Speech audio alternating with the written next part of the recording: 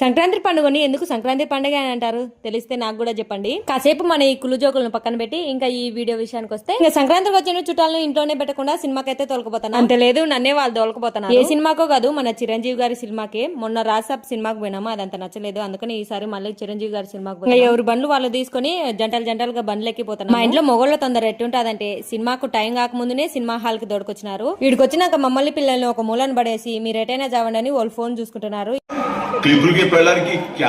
చిరంజీవి గారు చెప్పింది నిజమే కదా, క్లిబ్బులకి పిల్లలకి ఏం సంబంధం? సమాజం అంతే, మొగుడు ఏం తప్పు చేసినా పిల్లల మీద దోసే. అతి బిడ్డలంటే మా పిల్లలే బా. ఎవరైనా సినిమా స్టార్ట్ అయ్యి సగం జరిగినాకనన్నా అరుచారు, కానీ మా పిల్లలు మాత్రము సినిమా స్టార్ట్ కాకముందునే మొదలు పెట్టినారు అరవడం. చిరంజీవి వేసే జోకుల మీద జోకులకు నవ్వే లోపలే ఇంటర్వ్యూలు ఇచ్చేసినారు. నవ్వి నవ్వే ఆకలేస్తుందా, ఇంకా అందుకని ఇంటర్వ్యూలో ఎజ్జికితే తెచ్చుకొని తిన్నాం.